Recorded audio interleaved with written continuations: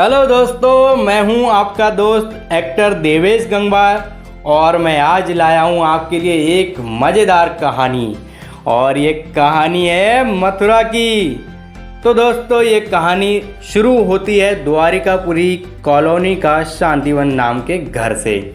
तो आइए जानते हैं इस घर में कौन कौन से कैरेक्टर हैं और आगे क्या होने वाला है, कहानी से हमें क्या सीखने को मिलने वाला है, कहानी में क्या प्रेरणा दी गई है।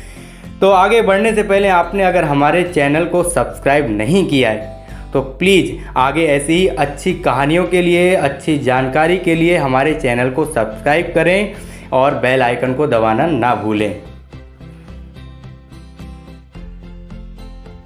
तो दोस्तों, ये है शांतिवन का सुबह।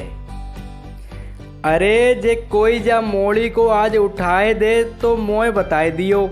लड्डू गोपाल को मैं आज असली देशी घी के बने लड्डुओं का भोग लगाऊंगी।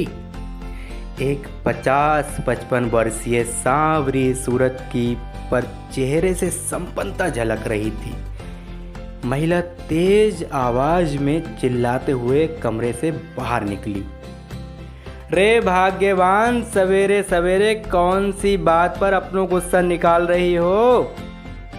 इतनी ऊंची आवाज में चिल्लाना सुनकर बाहर दालान में सुबह की चाय पी रहे एक रौबदार और गौरवपूर्ण 56-58 वर्षीय सज्जन अंदर आ गए थे।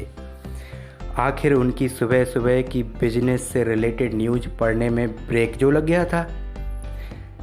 जे सब तुम्हारे ही लाड़ प्यार का नतीजा है, जो जा मोड़ी को सर पे चढ़ाए रखो है। देख लियो, सूरज सर पे आए गयो है, पर तुम्हारी लाडली को अबे तक सवेरो ना हुओ।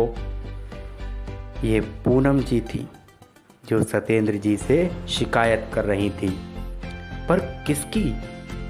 सोनम की और किसकी? पूनम जी जब भी गुस्सा होती थी तो वो बस अपनी ठेठ मथुरा की ब्रज भाषा में ही बात करती थी।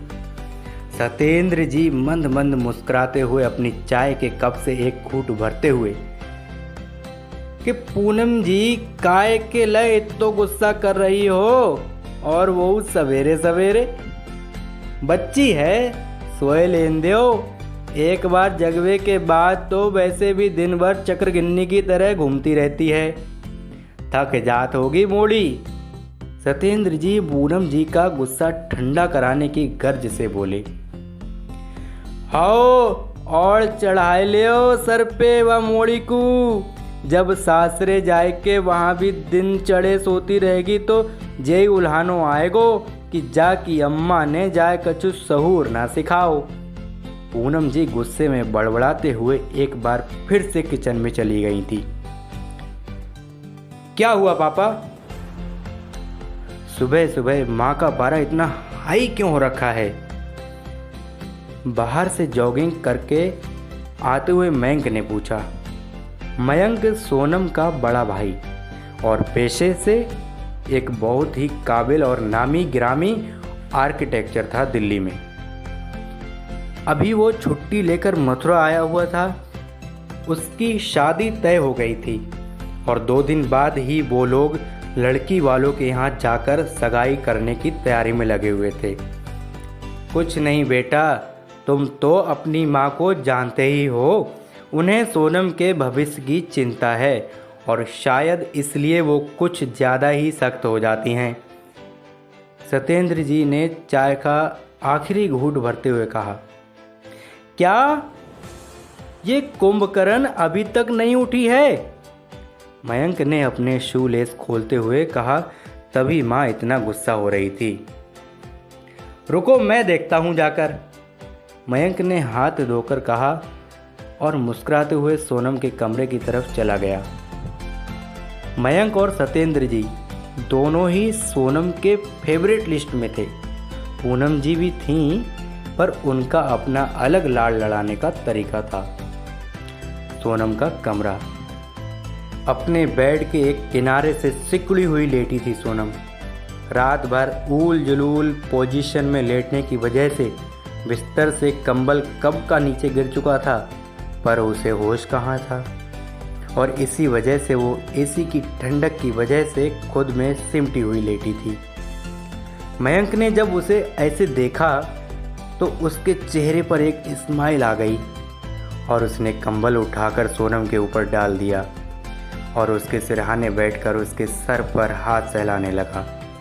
उठ जा कुंभकर्ण, नहीं तो आज माँ तेरी बलि चढ़ाकर ही मानेगी। मयंक ने धीरे से उसके कान में कहा, भाई प्लीज सोने दो ना, माँ की बड़बड़ से हमारी नींद एक बार खराब हो चुकी है। सोनम कंबल में ही मुंह छिपाए हुए अलसाई सी आवाज में बोली, मतलब तू ऐसे नहीं उठेगी? मयंक ने अपनी जगह से उठते हुए कहा। सोनम की तरफ से कोई जवाब नहीं आया और मयंक ने कंबल उठाकर एक तरफ फेंक दिया और सोनम को गोद में उठाकर गोल गोल घुमाने लगा। भाई ये क्या कर रहे हैं आप? हमें नीचे उतारिए, हमें चक्कर आ रहे हैं।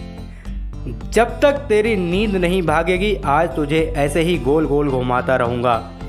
मयंक ने सोनम को घुमाना जारी रखते हुए कहा, अच्छा ठीक है भाई, हमारी नींद भाग गई और अब हम वादा करते हैं कि कल से जल्दी उठ जाएंगे, पर प्लीज़ अभी तो हमें नीचे उतारिए ना। सोनम ने मिन्नतें करते हुए कहा और मयंक ने सोनम को बिस्तर पर बैठाया और उसके बगल में ही लेट गया। उसका सर भी तो घूम रहा था। क्या भाई, आपका अभी तक बचपन नहीं गया है? अब हम छोटे नहीं हैं, बड़े हो गए हैं। आपको पता है हम कितना डर जाते हैं? सोनम ने मुंह बनाते हुए कहा, गलत, मेरे लिए तू तो अभी भी वही 5 साल की गुड़िया है। मयंक कहीं खो गया था। सोनम ने बोला, अच्छा, जिसे आप सब शिव मंदिर के पास वाले बगीचे से उठाकर अपने घर ले आए थे और शायद इसलिए माँ भी हमें ज़्यादा पसंद नहीं करती हैं। सोनम ने मयंक की तरफ देखा और फिर दूसरी ओर मुंह घुमा लिया। एक रख कर दूंगा तुझे, सब समझ में आ जाएगा। मयंक ने गुस्से में कहा, तू ऐसा सोच भी कैसे सकती है? माँ का नेचर तो तू अच्छी तरह से जानती है, वो सख्त है मेरे लिए भी और पापा के लिए भी। सोनम खामोशी से बैठी हुई थी। तुझे माँ का गुस्सा, उनकी सख्ती समझ में आती है, मेरा और पापा का प्यार समझ में नहीं आता है। तुझे देखकर तो पापा की सांसें चलती हैं और मेरा तो गुरूर है। मयंक ने सोनम को अपने गले से लगा लिया। सॉरी भाई, हमारा वो मतलब नहीं था। तो अबे तक तो हम तैयार है कि अपने लैपटॉप से पता कर लेते कि हमें कब निकलना है वहाँ के लिए। सोनम भी जब हड़बड़ाहट में होती थी तो उसके मुंह से भी शुद्ध साहित्यिक ब्रजभाषा ही निकलती थी। कान्हा जी, बस हमारा सिलेक्शन हो जाए उस प्रैक्टिकल इवेंट के लिए। सोनम हाथ में तौलिया पकड़े हुए आंखों को बंद करके हाथ जोड़कर बुदबुदा रही थी। ये लड़की भी ना, सोते हुए खामोश गुड़िया और जागने के बाद आफत की पुड़िया लगने लगती है। मयंक हंसते हुए वहां से चला गया। उठ गई तुम्हारी लाडली? पूनम जी ने नाश्ते की प्लेटें डाइनिंग टेबल पर सजाते हुए मयंक से पूछा। हाँ माँ, वो बस आ रही है, आप नाश्ता लगाइए, मयंक ने कहा और चुपचाप अपनी चेयर पर बैठ गया। माँ से कुछ भी कहना मतलब उनके गुस्से को और भड़काना। ना जाने जब मोड़ी ने सब घर वालन पर पतो नहीं कौन सो जादू कर रखो है, कोई कछु बोलते ही ना है वासे। पूनम जी बड़बड़ाते हुए किचन में चली गईं।